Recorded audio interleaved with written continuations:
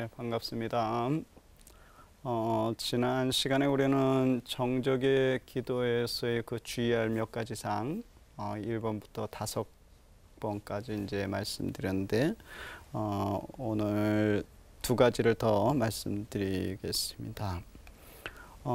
초심자들이나 약한 체질을 지닌 영혼들이나 혹은 감수성이 민감한 사람들의 경우는 그 어떤 조그만 영적 위로나 체험을 하게 되면 그것을 잘못 이해하여 본인들이 이제 관상이 깊은 황홀경에 있다고 착각할 수도 있다고 합니다. 그럴 수 있겠죠. 예. 그러나 사실 이것들은 모두 시간 낭비이고 더욱이 건강을 해칠 수도 있음을 기억해야 합니다. 이 점에서 아빌라의 성녀 데레사는 참된 우리의 감각의 정지 상태는 오히려 영혼에게 참된 기쁨을 가져오지만 약한 체질을 지닌 사람들은 신비적인 힘을 되찾을 때까지 오히려 더 열심히 먹고 더 충분히 자야 함을 지적하기도 했습니다. 그렇게 우리가 그럴 수 있잖아요. 허약할 때 이렇게 또 못 먹고 할 때 뭔가 이렇게 막 이렇게 뭐라고 그러죠? 그런 걸? 그런 헛것이 보이고 이거와 구분해야 된다는 겁니다. 그런 단계가 아닌 이 상태에서는요. 오히려 그래서 이제 영적 지도를 하잖아요. 또 면담을 할 때 그러한 분이 오시면은 먼저 충분한 휴식을 취하고 충분히 드시도록 권고합니다. 혹시라도 건강에서 오는 그런 잘못된 그런 현상들일 수 있기 때문에요. 마지막으로 주의할 사항 7번째는 영적 지도자는 초심자들이나 감수성이 민감한 사람들을 지도함에 있어서 만약 누가 스스로 이런 현상에 집착하거나 허영심을 드러내고자 한다면 그에게 진실로 하나님 앞에 자신을 겸손되이 낮출 필요성이 있다는 사실과 덕행, 실천의 중요성을 깨우쳐 주어야 한다고 합니다. 그래서 이제 영적 지도자가 우리가 영적인 길을 감에 있어서 아주 중요해요. 이 영적 지도자를 잘 만나야지 영적으로 계속 성숙해 갈 수 있는데 그렇지 못할 경우에 잘못 성장 정지라든지 오리로 혹시 잘못 인도될 수도 있습니다. 이제 오늘은 이제 일치의 기도에 대해서 이제 좀 살펴보고자 합니다. 주부적인 기도는 주로 인간의 지성에 그리고 정적의 기도는 인간의 의지에 영향을 미치는 반면에 이제 일치의 기도, 지금 말씀드리고자 하는 일치의 기도에서는 주로 인간의 기억이나 상상에 영향을 미친다고 합니다. 그러므로 영혼의 모든 내적 기능은 오직 하느님께만 이 단계에서는 이제 사로잡히게 된다고 하네요. 아빌라의 성녀 데레사는 이 부분을 영혼의 성 제5궁방에서 아주 자세히 설명하고 있습니다. 이 단계에 다다른 영혼은 비록 모든 외적 감각이 완전히 사로잡히지는 않을지라도 곧 그러한 외적 감각들은 차츰차츰 무력해지고 동시에 하나님의 현존을 더 깊이 체험하고 타론에 깊이 떨어지게 된다고 합니다. 처음에는 타론이 지속되는 시간이 짧을 수도 있지만 시간이 가면서 이러한 시간들이 더 길어지기도 한다고 하네요. 여러 시간 동안. 즉 예를 들면 7시간이나 8시간 동안 그러한 상태가 지속될 수도 있다고 합니다. 이러한 기도의 단계에 다다른 영혼은 이제 하느님과의 완전한 일치감을 깊이 느끼게 됩니다. 이러한 하나님과의 일치는 이 세상의 어떤 기쁨이나 즐거움보다도 더 탁월한 것입니다. 아빌라의 성녀 데레사는 이 단계를 맞선이라는 표현을 사용하면서 영혼은 비록 자기의 신랑이 어떤 분인지 완전히 알지는 못하지만 그러나 그분을 살짝 엿보게 되는 단계가 바로 이 단계라고 설명하고 있습니다. 그 예전에 이렇게 우리 전통 혼례식 할 때 신랑 신부 이렇게 제대로 못 보잖아요. 이렇게 살짝 이렇게 보듯이 그러한 단계. 예전에는 뭐 본인의 의사와 상관없이 집안에서 이제 그렇게 했잖아요. 혼례도. 예, 그렇게. 영혼이 감각이나 다른 능력으로 오랜 시간을 걸려도 깨달을 수 없었던 것을 이 단계에서는 일순간에 그냥 바로 깨닫게 된다고 합니다. 그러나 영혼은 아직 완전한 단계에 다다른 것이 아니므로 한순간도 방심은 위험합니다. 만약 영혼이 방심하게 된다면 그 즉시 어떻게 될까요? 사탄의 손에 다시 이렇게 떨어지게 됩니다. 혹시 요한 끌리마코스의 영적 사다리 기억하실 거예요. 특히 이제 동방에서는 이콘에 이 사다리 이렇게 이콘에 이제 많이 드러나고 있는데 거기에 이렇게 사다리 올라가면 갈수록 사탄이 끊임없이 영혼들을 끄집어내려요. 예. 하느님과 합의례로 나아가지 못하도록. 그래서 올라가면 올라갈수록 더 방심하는 것은 위험합니다. 기도 생활에 있어서.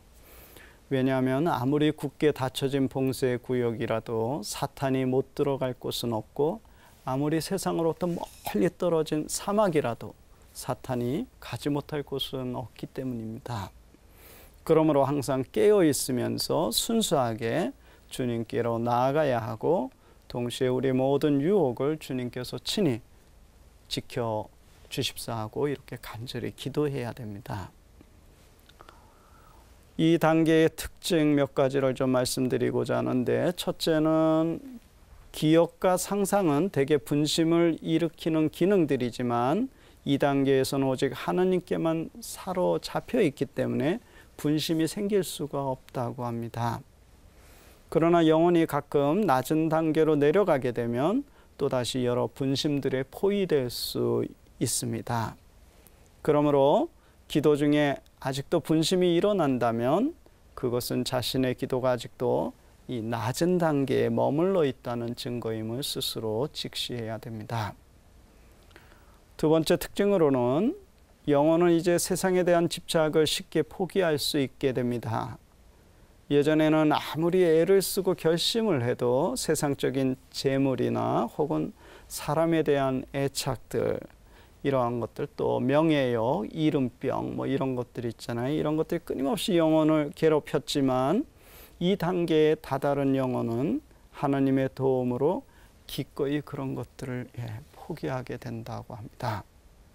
동시에 육체적인 고행이나 고독도 예전에는 어렵고 힘들었지만 이 단계에서는 기꺼이 그것을 받아들이고 사랑하게 된다고 합니다.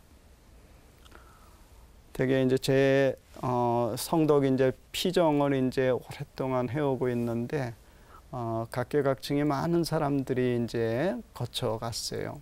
근데 현대인들에게 참 고독과 침묵을 지키는 것이 참 쉽지가 않은 것 같아요. 저희 피정의 특징은 이제 대침묵 중에 이제 말씀 수행하도록 이렇게 인도하는데 많은 분들이 침묵하는 것이 참 쉽지 않았다고 이렇게 고백합니다. 그러나 기도가 깊어지면 깊어질수록 침묵을 사랑하게 된다는 것, 또 고독을 사랑하게 된다는 겁니다. 이 단계는 그 세 번째 영혼의 특징은 이제 하느님과의 깊은 일치에 대한 확신을 갖게 됩니다. 비록 영혼이 기도의 낮은 단계에 머물 때에는 하느님과의 깊은 일치에 대해서 확신할 수 없지만 이 단계에서는 자신이 하느님을 체험하고 있음에 대해서 확신을 하게 된다고 합니다. 하느님에 대한 그 확신, 이것도 은총이고 기도가 깊어지면 깊어질수록 더 그렇게 될 수밖에 없는 것 같아요. 이것은 그냥 입으로 아는 것, 지식으로 아는 것하고는 다른 겁니다. 영혼은 자기가 하느님 안에 있고 하느님이 자기 안에 계시다는 사실을 전혀 의심하지 않게 되는데 이러한 확실성은 하느님이 직접 영혼 안에 역사하시기 때문에 가능합니다. 만일 영혼이 이러한 확신을 가질 수 없다면 그는 진실로 하느님과의 참된 합일에 도달하지 못했다는 증거임을 아빌라의 성녀 데레사는 지적하였습니다. 네 번째 특징으로는 영혼은 이제 기도 중에 지루함이나 실증을 전혀 모르게 된다고 합니다.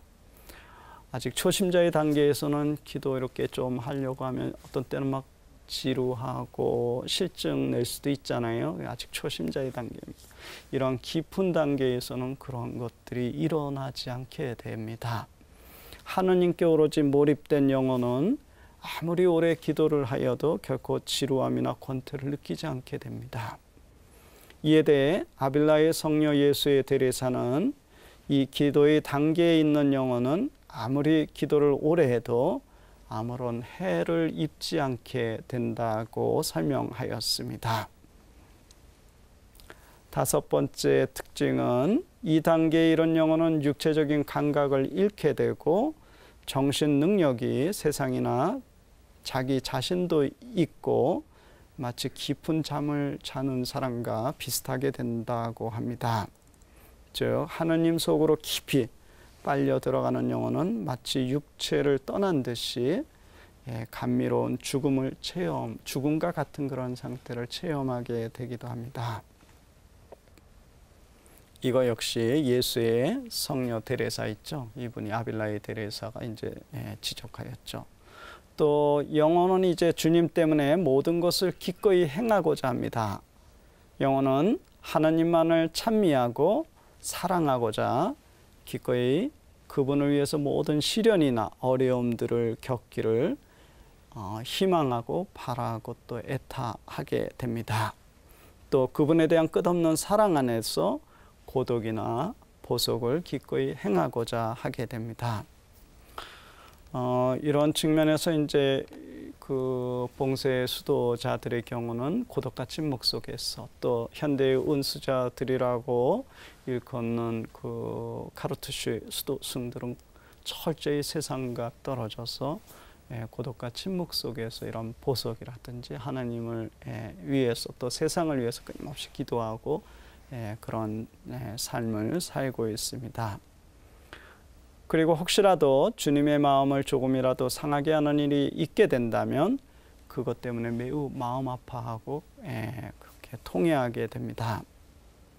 그는 이제 죄를 짓게 하는 세상적인 일들에 관여하는 것 자체를 슬퍼하기에 그것들을 이제 멀리하게 된다고 합니다.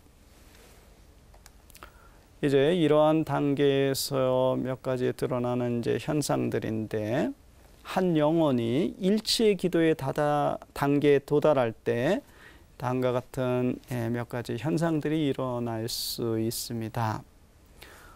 첫째는 영혼이 비록 순간의 초자연적인 체험일지라도 하나님과의 깊은 신비적인 접촉을 하게 되면 종종 함성을 지르거나 탈원 상태에 떨어지기도 합니다. 사막 교부들의 금원집에는 이러한 여러 일화들이 소개되고 있습니다. 성 안토니우스는 손님들과 대화를 하다가 종종 탈원에 떨어지곤 하였다고 합니다. 대화를 하다가 깊은 단계로 그냥 그런 신비 단계로 이렇게 떨어지기도 했고, 또 시소에스 아빠 역시 자주 탈원 상태에 떨어지곤 하였다고 하네요.